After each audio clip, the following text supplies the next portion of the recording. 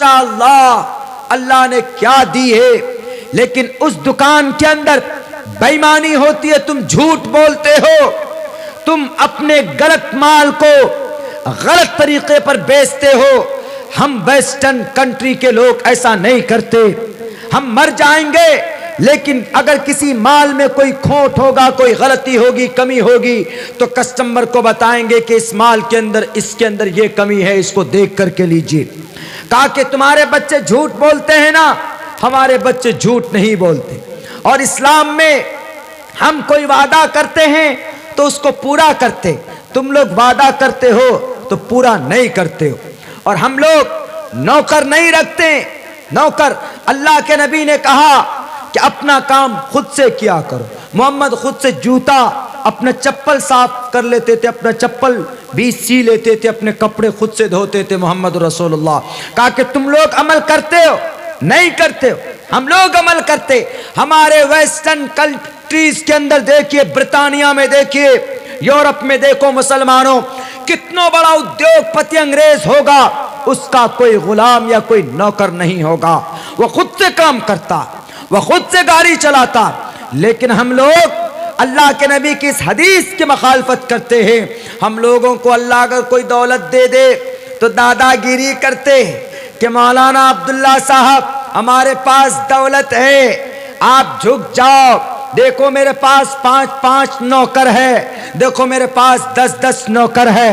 وہ عورت کہہ رہی ہے کہ بتاؤ آپ کے بھارت میں، آپ کے بنگلہ دیش میں، آپ کے افغانستان میں، آپ کے یورپ کنٹری، آپ کے عرب کنٹری میں ایسا ہے کہ نہیں؟ عرب کنٹری کے اندر یہ جتنے بھی بادشاہ لوگ ہیں، جن کے پاس اللہ نے جن کو دولت دی، تو غریبوں پر خرچ کرنے کے بجائے کیا خرچ کرتے ہیں وہ لوگ؟ سونے کی گاڑی بنا رہے ہیں، سونے کے لیے تالا بنا رہے ہیں، چاندی کنڈی گھر میں لگاتے تو سونے کا، ہیرے کا، یہ چیز۔ اور وہ لوگ انگریز لوگوں کے پاس اللہ دولت دے دے تو وہ کبھی بھی اپنی دولت کی نمائش نہیں کرتے۔ اور انہوں نے کہا کہ آپ محمد رسول اللہ کا کیا فرمان؟ محمد رسول اللہ کا فرمان ہے کہ غریبوں کو کھانا کھلاؤ، اچھے کپڑے مت پہنو، فخر کے طور پر اور نمائش کے طور پر اگر کپڑا پہنو گے تو کل قیامت میں رسوائی ہوگی۔ بولا ہم میں سے دیکھ لیجئے، وائٹ ہاؤس میں بھی جب جاتا ہے وہاں کا پریزیڈنٹ تو سیدھے سادے وہی کوٹ پینٹ ہوتا ہے، کوئی بہت زیادہ سونے کے یا چاندی کے پانی سے بنا ہوا نہیں ہوتا ان کی ڈریس، وہی کوٹ پینٹ ٹائی لگا کر چلے جاتے۔ اور انگریز کو دیکھو، ہم لوگ رہتے ہیں تو وہی ڈھیلے ڈھالے پینٹ پجامہ میں رہتے ہیں، زیادہ کوئی آؤ بھاؤ نہیں۔ محمد کی حدیث پر تو ہم لوگ عمل کر رہے ہیں۔ بھلا آپ کے گاؤں میں چلے جائیں، چاروں طرف گندگی ہی گندگی۔ اللہ کے نبی نے کیا کہا؟ الطہور نصف الایمان، ہمارے علاقے میں آ جاؤ، چاروں طرف صفائی صفائی نظر آئے گی۔ تقریباً اس نے 25 سے 30 ایسی حدیثیں بتائی جس پر ان مسلمان صاحب کا عمل نہیں تھا، اس انگریز پروفیسر کا اس پر عمل تھا۔ انہوں نے کہا کہ پتہ وما ارسلناک الا رحمت للعالمین، جو بھی آدمی محمد کی سنت پر عمل کرے گا اللہ کی رحمت اس پر ہوگی، وہ دنیا میں تو ضرور کامیاب ہوگا، مرنے کے بعد جنت جہنم کا فیصلہ، اگر کافر ہے تو جہنم، اگر ایمان والا ہے تو جنت۔ اس عورت نے کہا کہ تم لوگ ڈھونگی مسلمان ہو، کتنے لوگوں کو تم نے پیسے بانٹے بتاؤ، ہمارے پاس کھانا بچ جاتا ہے تو ہم ان کھانوں کو ٹوکری میں ڈال کر سڑک کے کنارے غریب کو دے دیتے ہیں۔ اور نبی کا فرمان ہے، بلکہ تمہارے نبی نے غریبوں کو کھانا کھلایا، یتیموں کے سر پر ہاتھ رکھے، تم نے کھلایا؟ نہیں کھلایا۔ سنت پر کس نے عمل کیا؟ میں نے کیا۔ میں کرسچن ہوں، میں انگریز ہوں، لیکن میں نے سنت پر عمل کیا، تم نے نہیں کیا۔ تو رحمت کس پر نازل ہوگی؟ مجھ پر نازل ہوگی دنیا میں۔ اور آگے کیا کہا کہ تمہارے ہاں جب پیسہ ہو جاتا ہے منتری شنتری پہ تو جو سرکاری دولت ہے اس کا نگہبانی ہونا چاہیے۔ جب سرکار بنتا ہے PM CM بن جاتا ہے تو گھوٹالا کرتا ہے، جبکہ اللہ کے نبی کا فرمان ہے کہ بیت المال سرکاری دولت عوام کی ہوتی ہے، ایک امانت ہے، اس کو غلط طریقے پر خرچ مت کرو۔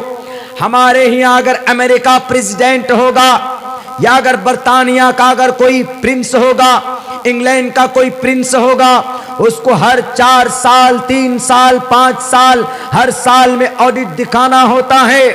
وہ کبھی بھی سرکاری دولت کے اندر خیانت نہیں کر سکتا۔ آپ کے کنٹری میں ہوتا ہے؟ نہیں ہوتا۔ آپ کے کنٹری میں دولت لوٹ لیے جاتے ہیں، کروڑوں روپے کا گھپلا کر دیا جاتا ہے، تو سنت پر کس نے عمل کیا؟ ہم نے عمل کیا کہ تم نے عمل کیا؟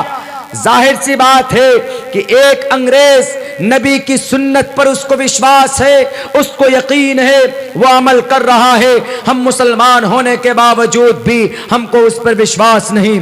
تو آخر میں کیا کہا کہ میں تمہارے محمد کے اللہ سے امید کرتی ہوں کہ میں مروں گی، موت سے پہلے اگر اللہ نے چاہا تو مجھے ایمان نصیب کرے گا اور میں ایمان کی حالت میں مروں گی۔ لیکن اپنی زندگی دیکھنا کہ تمہاری قوم ایمان جیسی دولت کے ساتھ ہونے کے باوجود بھی دنیا کے اندر ذلیل اور رسوا کیوں ہو رہی؟ تمہاری کوئی اہمیت نہیں، تمہاری دھرتی میں کوئی پوچھ نہیں، تم کو جانوروں کے نام پر مار دیا جاتا ہے، ٹوپی داڑھی کے نام پر تمہارا موب لنچنگ کیا جاتا ہے، کیونکہ تمہارا وشواس قرآن پر، نبی کی سنت پر اتنا مضبوط نہیں ہے جتنا کہ ہمارا۔ یہی وجہ ہے کہ انگریز کامیاب ہے، یہی وجہ ہے کہ انگریز سکسیس ہے دنیا کے اندر، مرنے کے بعد جو بھی ہو اس سے ہم کو کوئی لینا دینا نہیں۔ لیکن میرے بھائیو اتنا ضرور ہے کہ ہمارا رشتہ نبی کے ساتھ کمزور پڑ گیا، ہمارا رشتہ قرآن کے ساتھ کمزور پڑ گیا، ہماری اپنی عملی زندگی کے اندر ہم سست ہو چکے ہیں، کاہل بن چکے ہیں۔ یہی وجہ ہے کہ آپ کے نام کا سرکار کے طرف سے 1.5 لاکھ روپے کا فنڈ آتا ہے، اور جانوروں کے گھر بنانے کے لیے کتنے لاکھ کا فنڈ آتا ہے؟ 1,87,000۔ آپ لوگوں کے یہاں یہ حساب ہو نہ ہو، ہمارے ہی یہاں ہے کیا؟ اندرا آواس جو ملے گا آدمی کو 1.5 لاکھ ملتا ہے آدمی کو گھر بنانے کے لیے، لیکن اگر کوئی گوشالہ بنائے گا، گائے کا گھر بنائے گا تو اس کو 2 لاکھ روپے ملتے۔ یعنی جانوروں کی اہمیت زیادہ، انسانوں کی اہمیت کم۔ واہ بھائی واہ، کیا کہنے! ابھی ایسا معاملہ سامنے آ رہا، آپ آدھار کارڈ بنانے جائیے تو پتہ کیا لگتا ہے آپ کا؟ 500 روپے لگتے، لیکن آپ جانوروں کا آدھار کارڈ بنانے جائیے تو کوئی پیسہ نہیں لگتا۔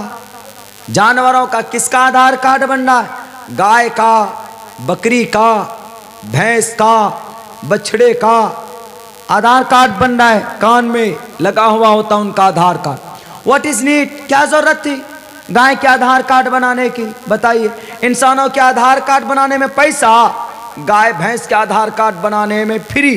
جاؤ آدھار کارڈ بنانے کے لیے، چلو بھائی گائے کا بھینس کا آدھار کارڈ بنا دیا، ایک بھینس کا آدھار کارڈ بنایا آپ نے، آدمی گم ہو جائے، ایئرپورٹ جاتے ہیں ہم تو وہاں دکھاتے ہیں کہ مائی نیم از عبداللہ، ہم اپنا آدھار کارڈ دکھاتے ہیں۔ ہم اگر گم ہو جائیں، مثال کے طور پر آپ کے اس گاؤں سے کھڑگپور میں جا کے گم ہو جائے، آدھار کارڈ ہے تو اس آدھار کارڈ کو دیکھ کر پہچان لیتا کہ بھئی یہ بچہ کہاں کا، یہ بچہ بلدہ کا ہے، اور اس کے باپ کا نام کیا؟ اس آدھار کارڈ میں لکھا ہوا کہ اس کے باپ کا نام عبدالجلیل ہے، وارڈ نمبر 3 ہے، گاؤں کا نام بلدہ ہے، شہر کا نام، ڈسٹرکٹ کا نام مدنا پور، فلاں فلاں لکھا ہوا ہوتا ہے۔ چلو، لیکن خدا نہ خواستہ اگر بھینس گم ہو جائے جس کے کان میں آدھار کارڈ لگا ہوا، اس بھینس کو کیسے پہچانیں گے؟ اس کے باپ کا نام کیا ہوگا اس بھینس کا؟ اس کے وارڈ نمبر کیا ہوگا اس بھینس کا؟ اچھا، وہ آدمی کے آدھار کارڈ میں فنگر پرنٹ ہوتا ہے، آپ انگوٹھا ڈالتے تب نہ پیسہ نکلتا ہے۔ اگر یہ گائے آپ کا پہنچ جائے بینک میں اور گائے کہے کہ ہمارے نام کا جو 1,87,000 روپے آیا کہاں ہے، مینیجر صاحب کہے گا کیا ہو، آدھار کارڈ بنا ہوا؟ کہے گا ہاں بنا ہوا ہے آدھار کارڈ۔ کہاں ہے؟ کان میں ہلا کے دکھا دے گی، یہ کان میں ہمارا آدھار کارڈ لٹکا ہوا ہے۔ کہا چلو تم جب تک تم فنگر پرنٹ نہیں ڈالو گے تو پیسوا کیسے نکلے گا؟ اب وہ بھینس کہے گی کہ میرا فنگر ہے ہی نہیں تو میں ڈالوں کہاں سے، پیسہ کیسے نکلے گا ہمارا؟ اس کا تو پیر ہے اتنا بڑا، اتنی بڑی مشین بنانی پڑے گی۔ تعجب ہے، انسانوں کے لیے پیسے، جانوروں کی حفاظت کے لیے فری، انسانوں کا گھر بنانے کے لیے 1.5 لاکھ پونے 2 لاکھ، جانوروں کا گھر بنانے کے لیے 2 لاکھ روپیہ۔ یہ ڈیفرنٹ، یعنی جانوروں کی اہمیت ہے، انسانوں کی اہمیت نہیں۔ ایسا زمانہ آ گیا، لیکن ایک بات ہمیں بتا دینا ہے، وقت چونکہ بہت ہو چکا ہے، دنیا والوں کو ہم ایک بات بتائیں گے میرے بھائیوں، میرے ساتھیوں، ہم مسلمان ہیں، ہم ایمان والے، انشاءاللہ آج نہیں تو کل پوری دنیا کے اندر اس ایمان کی روشنی پھیلے گی، دنیا کے اندر امن اور شانتی آئے گی۔ ہمیں محمد کے فرمان پر چڑھتے ہوئے سورج کی طرح یقین ہے کہ ہمارے نبی نے کہا تھا، احمدی پرشتتی میگا مرتس جگرم محمد سوریہ واجانی، پوری دنیا کے اندر دھرم اور اچھے کام، نرپش مہادیوم مرستھلینی گرجانات 1450 سال پہلے جس پیغام کو لے کر آئے، وہ پیغام اس دنیا کے قیامت آنے سے پہلے پہلے وہ پیغام ہر کچے پکے مکان تک پہنچے گا، اور عدل قائم ہوگا، انصاف قائم ہوگا، اور کوئی بھی ملک عدل سے چلتا ہے، انصاف سے چلتا ہے، امانت داری سے چلتا ہے، دیانت داری سے چلتا ہے۔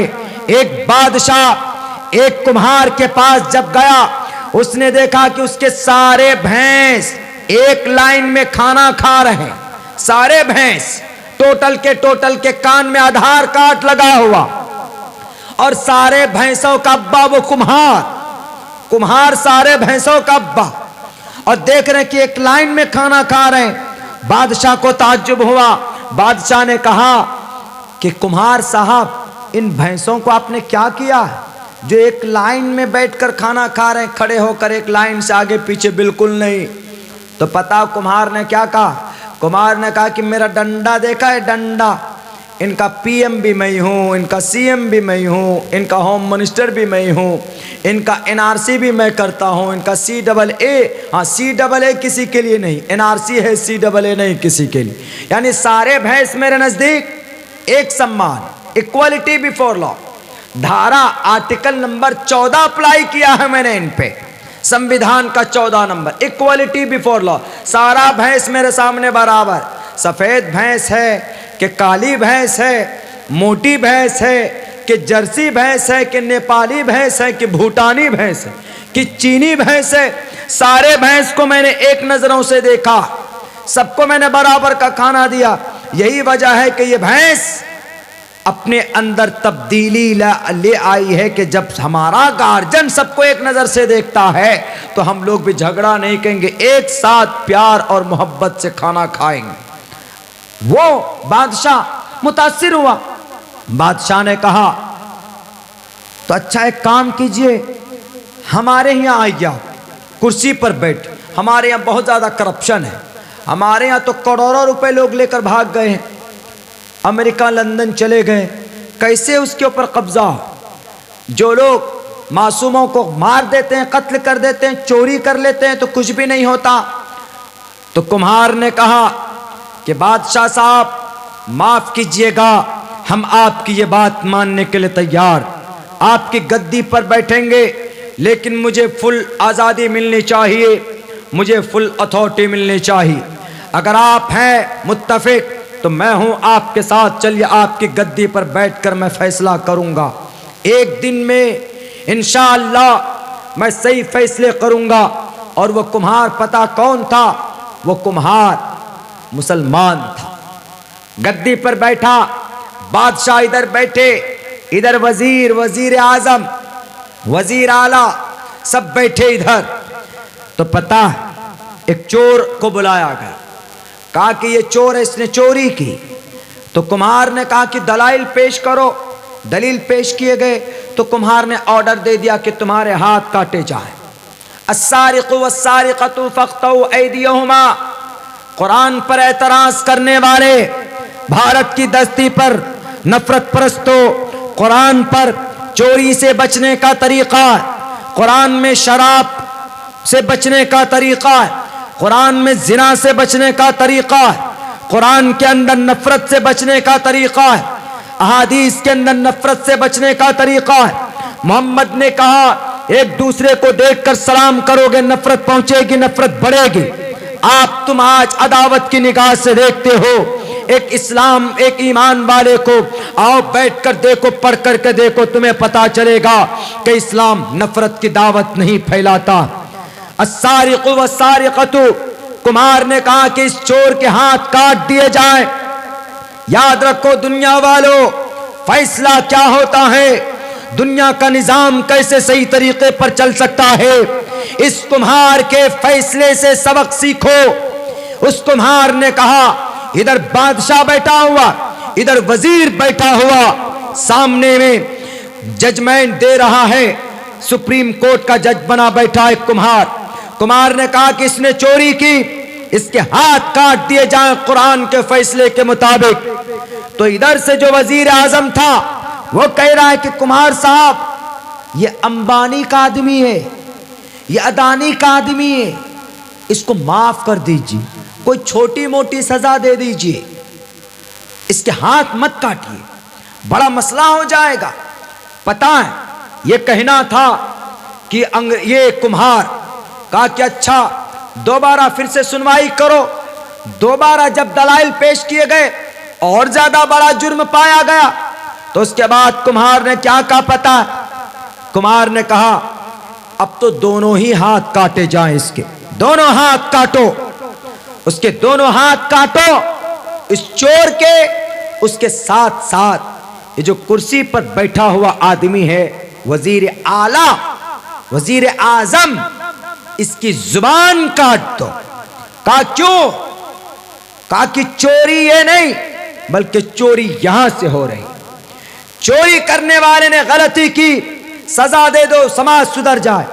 لیکن جو کرپٹ کرنے والے نیتا گدی پہ بیٹھے ہیں وہ چوری کرتے ہیں، وہ عزت دار چور، وہ ڈاکو ہیں لیکن عزت دار، کرسی پر بیٹھ کر چوری کر رہا.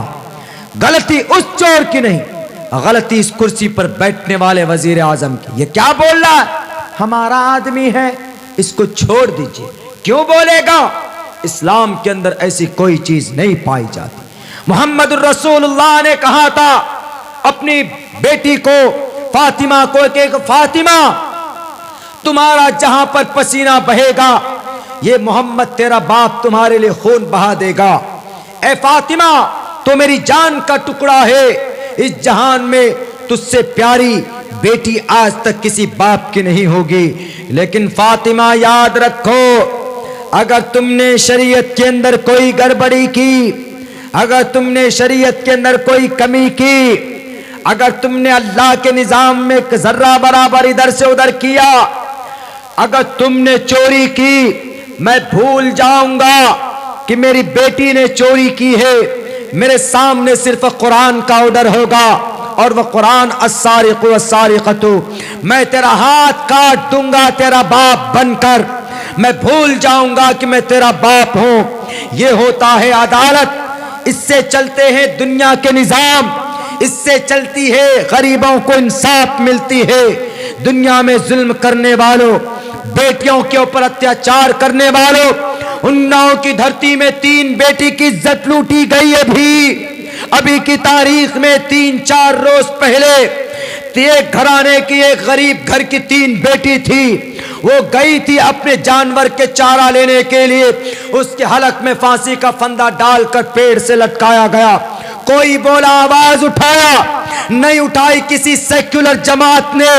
یہ بڑی بڑی پارٹیاں جو بات کرتے ہیں، وکالت کی جو بات کرتے ہیں غریبوں کی، کوئی آواز نہیں بلند کرتا ہے. ان میں سے 2 بیٹی مر گئی، ایک بیٹی بے ہوشی کی حالت میں ہے. کون ہے یہ بیٹی؟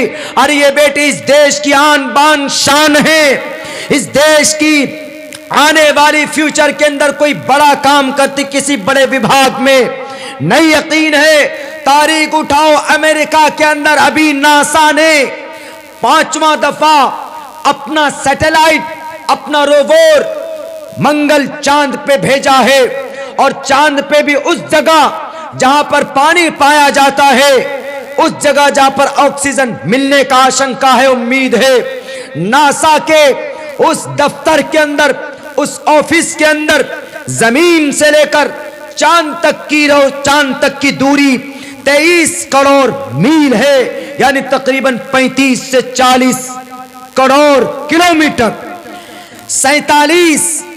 7 مہینے کے اندر ناسا نے اپنے جہاز کو بھیجا اور ان کی ٹیم وہاں پر پہنچی، اور اس جگہ پر جہاں پر اس روور کو لینڈنگ کرانا تھا، لینڈنگ جب ہوتی ہے ہوائی جہاز کی، وہ زیادہ نازک وقت ہوتا ہے، چونکہ اس جگہ پر نوکیلے پتھر بھی تھے، ان پتھروں سے بچتے بچاتے اپنے جہاز کی لینڈنگ کرانا تھا۔